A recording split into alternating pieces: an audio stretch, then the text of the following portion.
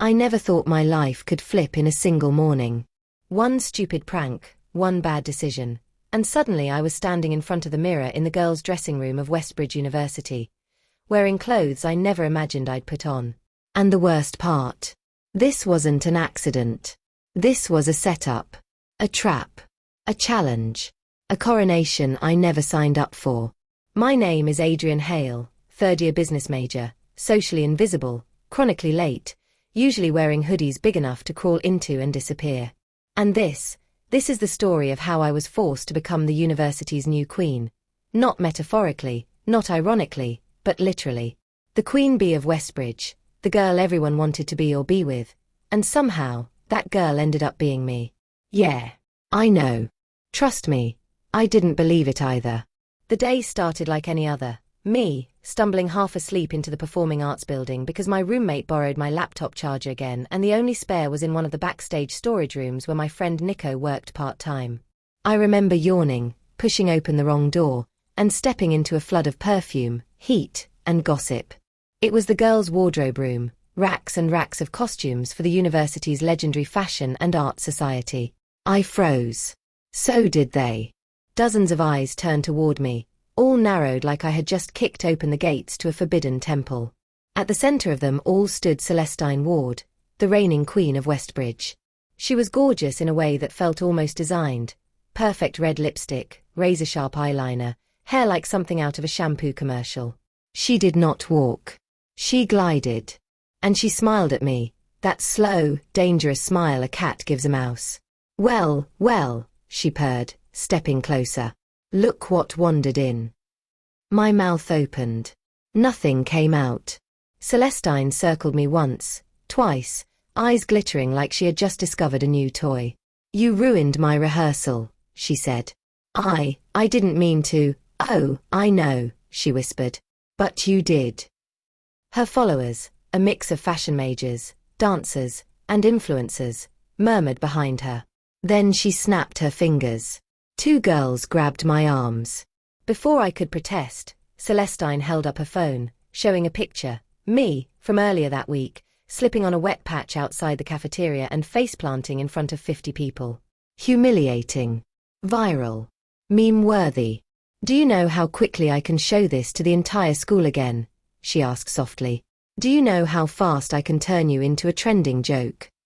I felt my stomach drop. What do you want? Her smile widened. I want to teach you a lesson. That was the moment she nodded to her girls. That was the moment my hoodie was lifted off. My t-shirt stripped away. My protests silenced by laughter. That was the moment satin slid over my shoulders. The moment I felt the soft constriction of a corset. The moment a wig cap pressed against my scalp. The moment mascara brushed my lashes. That was the moment I looked into the mirror and saw a girl staring back. A beautiful, terrified, trembling girl, with my eyes.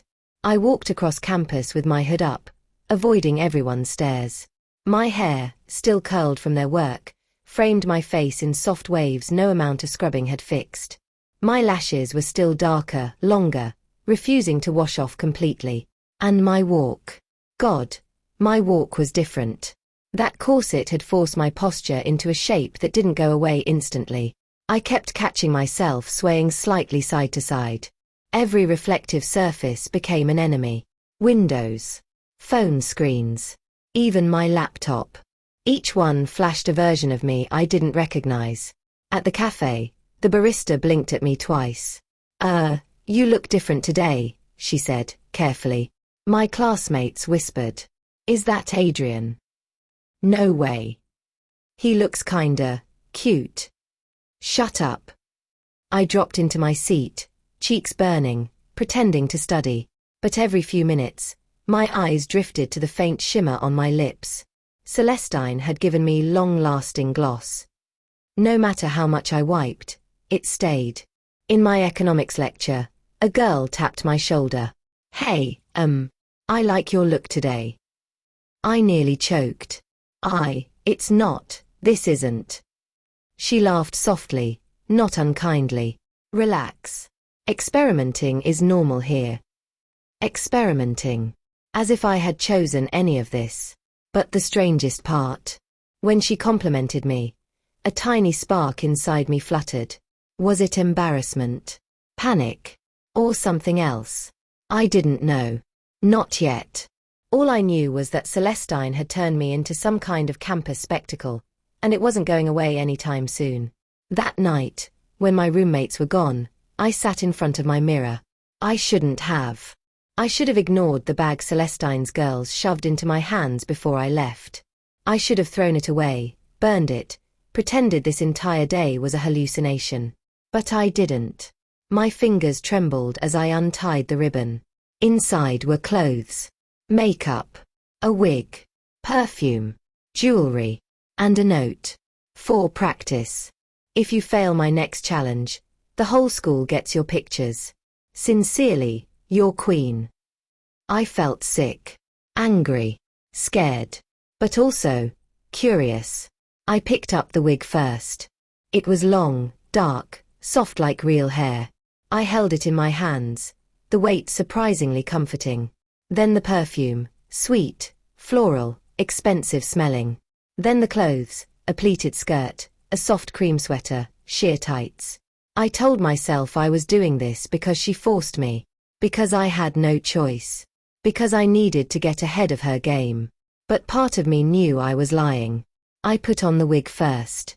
The sensation of hair brushing my jaw, unfamiliar but not unpleasant. I touched my reflection. The girl stared back again, not forced this time, but invited. Then I stepped into the tights. They hugged my legs like a second skin. Smooth, cooling, dangerously addictive. The skirt swished softly when I moved. The sweater hugged my frame, making my waist look narrower than I expected. When I applied the lightest amount of blush, my breath caught. The pink tint made me look alive in a way I never had before. Then I added lip tint. Then mascara. Then the necklace.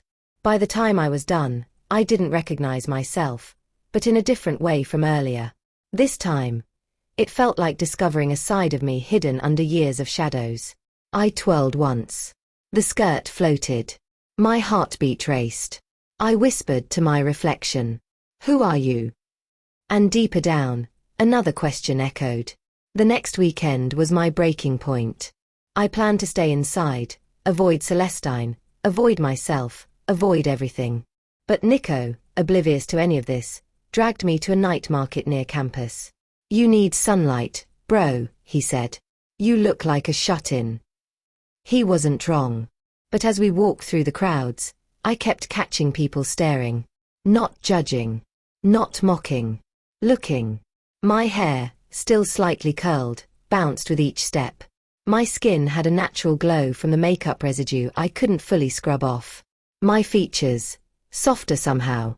I kept tugging my hoodie tighter. Nico raised an eyebrow.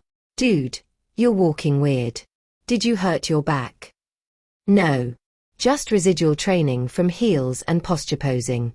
We passed a booth selling accessories. Before I knew it, my hand drifted toward a delicate bracelet, silver with a small moon charm. The vendor smiled. "Try it on. It'll look adorable on you." My ears burned. I'm not. But when she slipped it on my wrist, something inside me lit up. It did look good. Too good. "See," she said. "Perfect." Nico laughed. "Guess you have a hidden fashion side, huh?" I wanted to deny it. But the bracelet sparkled under the lights, and I couldn't take my eyes off it. Later, at a food stall, a pair of girls approached me. "Hey," one of them said. "Love your lashes." Lashes. Right. Still tinted. "Oh, thanks," I said, voice cracking. Definitely not masculine enough in that moment. They giggled and walked off. Nico elbowed me. "Bro. They were into you." I could only swallow hard. Because I had no idea who they were into. The boy. The girl I'd become. Both. All I knew was that the line between the two was blurring, and I wasn't sure I wanted to stop it anymore. It happened on a Tuesday. Celestine cornered me outside the student union, phone in hand, smirk sharp enough to cut glass. Ready for your final challenge? She asked sweetly. No. Leave me alone. I'm done. She ignored that. Her girls surrounded me in a perfect circle. You've been practicing, she said, looking me up and down. I can tell. My heartbeat stuttered. How did you? Oh, darling. Please. I know everything. Her smile widened. And now you're going to give the school a show. Before I could stop her, she tapped her phone. A giant digital billboard, the one above the student union, flickered. And then, my face appeared. Not my normal face. Not hoodie Adrian. Her. The girl I practiced being. The skirt. The sweater. The wig. The makeup. All of it. Displayed for thousands of students to see. A gasp rippled across the courtyard. I felt my knees go weak. My vision blurred. Everything inside me collapsed. Celestine whispered. Congratulations. You're famous. Whispers spread. People stared. Phones came out. My secret wasn't a secret anymore. I wanted to run. I wanted to disappear. But my feet wouldn't move. Then I heard it. One voice, cutting through the noise. Adrian. I turned. It was the girl from economics. The one who complimented me before. She stepped forward, eyes gentle. Is this you? I opened my mouth. No sound came out. Then she nodded. Okay, she said softly. If it's you, then it's beautiful. Something inside me shattered, not in pain, but release. And then more voices. I like it. He looks amazing. Why hide it? She's cute. The crowd wasn't laughing. They weren't mocking. They were accepting, even admiring. Celestine's smirk faltered. For the first time, she wasn't in control. I lifted my chin, wiped my eyes, took a breath, and spoke. That's me, I said. The words trembled, but they were real. I didn't choose how this started, but I choose what happens now. A ripple of cheers spread through the courtyard. Celestine's cheeks flushed with fury. And for the first time, I felt taller than her. I expected things to fall apart after that day. Instead, something strange happened. People started treating me like, I don't know, like I was someone worth noticing. Not because of Celestine. Not because of the billboard. Because of the girl they saw on it. The one I had secretly crafted, explored, discovered. The one who was finally real. I didn't go full-time. Not immediately. I wasn't ready. But I started small. Clear gloss on some mornings. Lighter clothes that shaped my form softly. The moon bracelet, every day. Mascara on weekends. Skirts when I felt brave. Confidence when I least expected it. People responded with warmth. Curiosity. Kindness. And Celestine, she faded. Not because anyone dethroned her. Because I wasn't competing. But somehow, I still became the new center of campus conversations. Not as a joke. Not as a victim. As someone who dared to be something more. Someone honest. Someone brave. Someone beautiful. Someone me. And slowly, without planning it, without trying, without wanting it, I became what they called me in the whispers. Not by force. Not by blackmail. Not by design. But because I stepped into the light wearing the crown of authenticity and it fit. If you made it this far, here's the truth I wish someone told me earlier. Sometimes life pushes you into something unexpected, something scary, embarrassing, unplanned. But sometimes, that unexpected thing becomes the doorway to the truest version of yourself. I didn't ask to become the school's new queen. I didn't ask for makeup, skirts, wigs, or lashes. But through fear, shock, humiliation, curiosity, exploration, and courage, I found a version of me I didn't know I was allowed to be. Not a joke. Not a dare. Not a mistake. A truth. A possibility. A blooming. And if I can step into that truth, so can you.